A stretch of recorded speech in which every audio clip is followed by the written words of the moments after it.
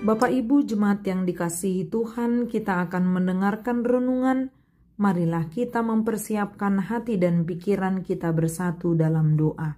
Kita berdoa. Kasih karunia dan damai sejahtera dari Allah Bapa kita dan dari anaknya Tuhan Yesus Kristus menyertai kamu. Amin. Firman Tuhan yang menjadi nas renungan bagi kita pada hari ini tertulis dalam Roma pasal 8 ayat 31. Roma pasal 8 ayat 31. Sebab itu, apakah yang akan kita katakan tentang semuanya itu?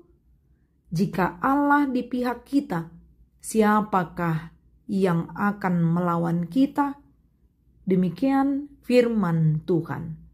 Allah di pihak kita.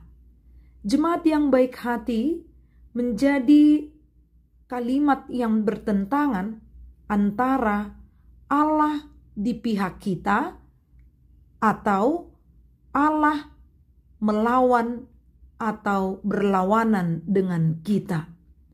Bila dikatakan Allah di pihak kita, artinya ada jaminan perlindungan, ada jaminan rancangan kebaikan bagi kita.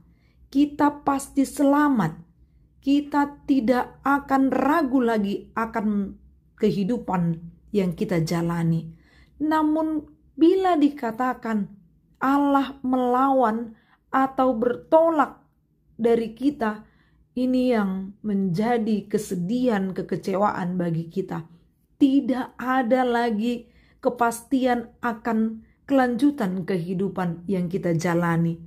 Maka Paulus mengingatkan jemaat yang ada di Roma pada saat itu, seperti apapun kemelut yang mereka hadapi, mempertahankan identitas mereka sebagai orang Kristen di tengah-tengah penindasan kekaisaran Romawi pada saat itu. Yakinlah, bila Allah di pihak kita, jawabnya kita akan selamat. Di awal nas ini pada pasal 8 dikatakan bagaimanakah kehidupan orang yang hidup di dalam kasih karunia Kristus?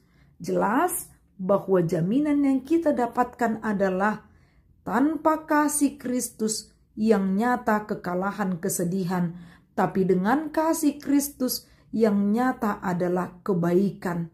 Dalam Roma pasal 8 ayat 28 dikatakan, kita tahu sekarang bahwa Allah turut bekerja dalam segala sesuatu untuk mendatangkan kebaikan bagi mereka yang mengasihi Dia, yaitu bagi mereka yang terpanggil sesuai dengan rencana Allah. Hal yang menakjubkan bagi kita untuk orang-orang Kristen yang sampai saat ini setia kepada Dia. Dia yang telah memilih kita dari semula. Dia yang menentukan kita dari semula untuk menjadi serupa dengan gambaran anaknya, supaya kita memperoleh anugerah dari Allah. Jadi apa yang harus kita lakukan? Jangan ragu kepada Allah yang penuh dengan rancangan keselamatan.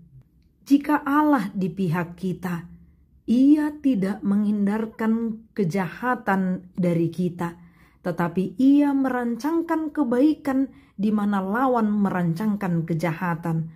Segala sesuatu yang melawan kita, Ia rancangkan kebaikan bagi kita. Tidak seorang pun yang dapat berhasil melawan kita, karena Ia bertindak dan membuat kita menjadi pemenang. Jemaat yang baik hati, banyak hal yang kita alami. Namun bila dikatakan Allah di pihak kita, menunjukkan bahwa Allah membela kita di hadapan para musuh kita. Allah bersama kita untuk memenangkan segala perkara kita. Jangan ragu, jalani hidupmu dan yakinkan dirimu, Allah bersama atau berada di pihak kita. Kalimat ini menjadi peneguhan, kekuatan, semangat bagi setiap orang yang setiap hari menghadapi banyak ancaman demi mempertahankan imannya kepada Kristus. Bagi orang-orang yang hidup dalam kasih Kristus, ia akan dilayakkan menjadi pemenang sebab Allah berada di pihak kita. Selagi yang kita kerjakan setiap hari adalah sesuai dengan firman Tuhan dan menuruti panggilannya, apapun ancaman bahaya yang ada di hadapan kita, Allah akan tampil untuk menjagamu, melindungimu, dan merancangkan kebaikan dalam kehidupanmu. Jangan takut, berdirilah tegak. Allah mau megang tanganmu setiap hari. Amin, marilah kita bersatu dalam doa.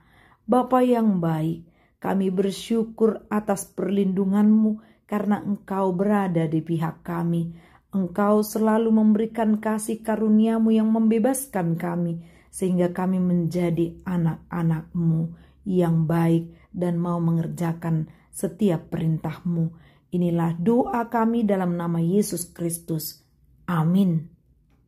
Salam sehat. Tuhan memberkati.